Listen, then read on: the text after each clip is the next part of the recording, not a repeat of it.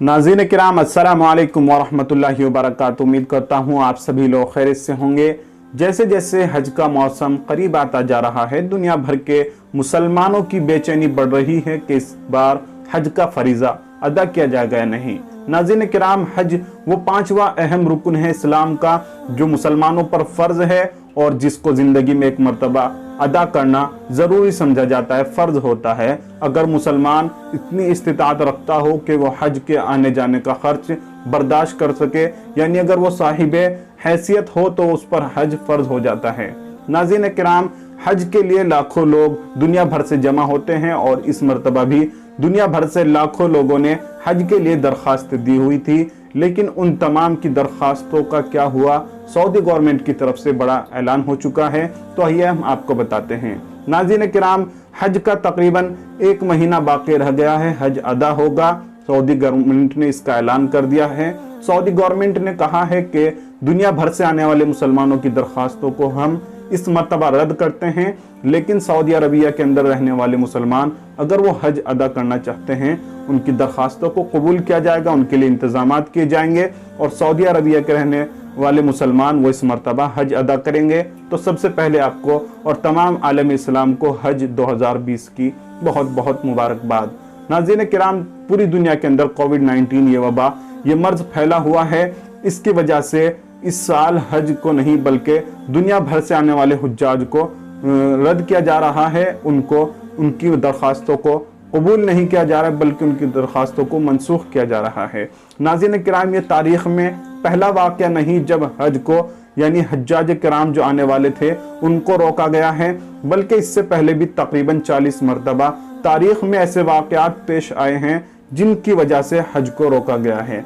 कई अहम मशहूर वाक़े हैं। एक मरतबा हज को जो रोका गया था, अबू कुराम तानी और उसकी सरबराही में जितनी फौज थी, उनके ज़माने में हज को जाहिलियत समझा जाता था और उन्होंने हज के अंदर रोक लगा दी और 10 साल तक हज नहीं होने दिया। और खाने काबे के अंदर जो पत्थर लगा हुआ है हजर अस्वद, जो एक ख़ास पत्थर है, उसको भी निकाल कर वो अपने वतन ले गए थे।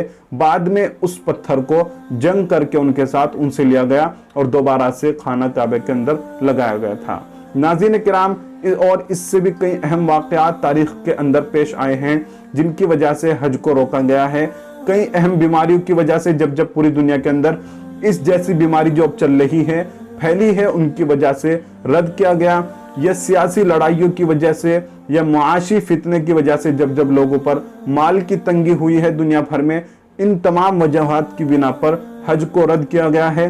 तो ऐसे ही 2020 के अंदर जब ये कोविड-19 जैसी वबा पूरे आलम के अंदर फैली हुई है, तमाम धार्मिक यात्राएं, तमाम धार्मिक स्थल, तमाम धार्मिक प्रोग्रामात जो दुनिया भर के अंदर होते थे उनको रद्द किया जा रहा है।